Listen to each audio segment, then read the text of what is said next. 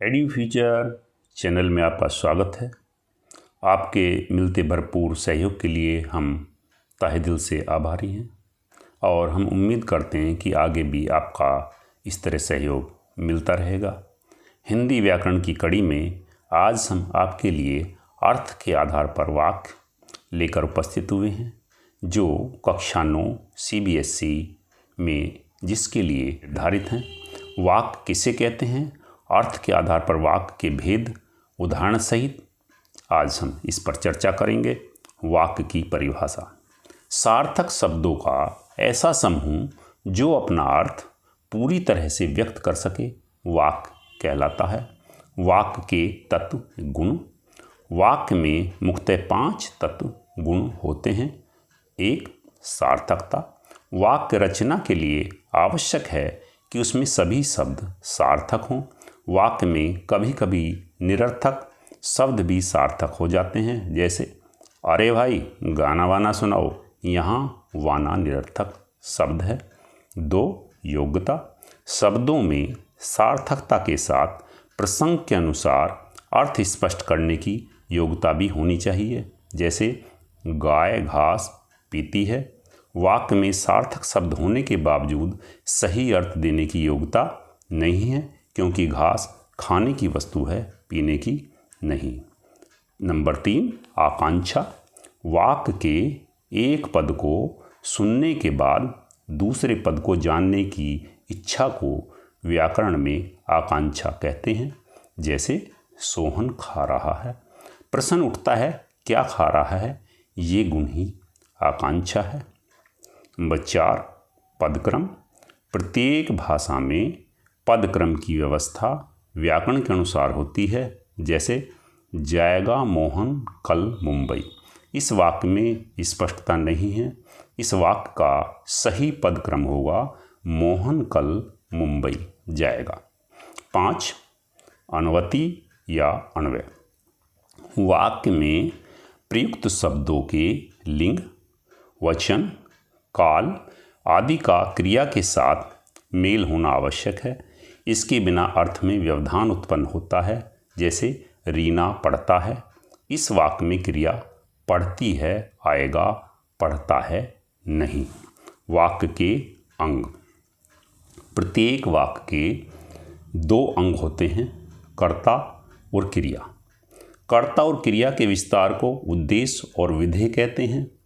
एक उद्देश्य: वाक्य में कर्ता या जिस व्यक्ति या वस्तु के बारे में कहा जाए उसे उद्देश्य कहते हैं। 2. विधेय: वाक्य में कर्ता या उद्देश्य के बारे में जो कुछ कहा जाए जैसे उसे विधेय कहते हैं, जैसे मोहन बाजार जा रहा है। उपरोक्त वाक्य में मोहन उद्देश्य और बाजार जा रहा है विधेय है। अर्थ के आधार पर वाक्य भेद: अर्थ के आधार पर वाक्य भेद 8 होते हैं। 1. विधानवाचक, 2. निषेधवाचक, 3. प्रश्नवाचक वाक्य, 4. आज्ञावाचक वाक्य, 5. इच्छावाचक वाक्य, 6. संदेहवाचक, 7. संकेतवाचक और 8. विस्मय आदि बोधक वाक्य। नंबर 1.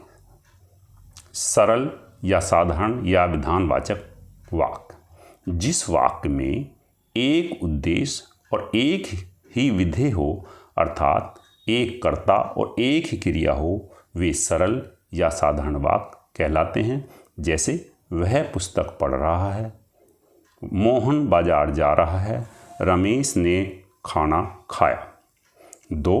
निषेधवाचक वाक्य: जिन वाक्यों में कार्य के न होने का बोध होता है वे निषेधवाचक वाक्य कहलाते हैं। ऐसे वाक्यों में कार्य के नकारात्मक रूप का प्रयोग होता है, जैसे आप वहाँ न बैठें, सोनू घूमने नहीं गया, वह विद्यालय नहीं जाएगा। नंबर 3. प्रश्नवाचक वाक्य: जो वाक्य प्रश्न पूछने के लिए प्रयोग किए जाते हैं वे प्रश्नवाचक वाक्य कहलाते हैं। तुम क्या कर रहे हो? दरवाजे पर कौन खड़ा है? प्रश्नवाचक शब्द क्यों, कहाँ, कब, कैसे, किसका, कितना, किस लिए आदि शब्द वाक्यों के आरंभ या वाक्यों के बीच में प्रयोग किए जाते हैं। 4. आज्ञावाचक वाक्य। जिन वाक्यों में आज्ञा, आदेश, प्रार्थना या अनुमति का बोध हो वे आज्ञावाचक वाक्य कहलाते हैं। नंबर 1, अब आप जा सकते हैं। तुम अब कहीं नहीं जाओगे। तुम कमरे से बाहर निकल जाओ। नंबर 5, इच्छावाचक वाक्य। जिस वाक्य में कर्ता की इच्छा, कामना, आशा या आशीर्वाद का बोध हो उसे इच्छावाचक वाक्य कहते हैं। जैसे आपकी यात्रा मंगलमय हो, तुम जीवन में सफल हो जाओ, आप दीर्घायु हो। 6. संदेहवाचक वाक्य। जिन वाक्यों में कार्य के होने में संदेह, शंका हो उसे संदेहवाचक वाक्य कहते हैं। जैसे शायद आज वर्षा हो, अब वह पहुंच गया होगा, वह खाना खा चुका होगा। 7. संकेतवाचक वाक्य। जिन वाक्यों में एक क्रिया का दूसरी क्रिया पर निर्भर होने का बोध हो उन्हें संकेतवाचक वाक्य कहते हैं। जैसे यदि वर्षा होगी तो खेती अच्छी होगी, यदि दवा लोगे तो शीघ्र स्वस्थ हो जाओगे, अगर तुम पढ़े होते तो अवश्य पास होते। 8. विस्मय आदि बोधक वाक्य। जिन वाक्यों में हर्ष, शोक, घृणा, आश्चर्य जैसे भाव व्यक्त हों उसे विस्मय आदि बोधक वाक्य कहते हैं। जैसे आहा कैसा सुंदर दृश्य है, वाह तुमने तो कमाल कर दिया, अरे तुम ये क्या कर रहे हो। अब एक वाक्य को हम 8 जो प्रकार हैं उनमें व्यक्त करते हैं। विधानवाचक वाक्य। मोहन आज मथुरा जाएगा। इसका निषेधवाचक वाक्य बनेगा मोहन आज मथुरा नहीं जाएगा। इसका प्रश्नवाचक वाक्य। क्या सचिन आज मथुरा जाएगा। 4. आज्ञावाचक वाक्य। मोहन आज मथुरा जाओ। 5. इच्छावाचक वाक्य। मोहन को आज मथुरा जाना चाहिए। 6. संदेहवाचक वाक्य। शायद मोहन आज मथुरा जाएगा। 7. संकेतवाचक वाक्य। आप कहेंगे तो मोहन मथुरा जाएगा। 8. विस्मय आदि बोधक वाक्य। अरे मोहन आज मथुरा जाएगा। धन्यवाद।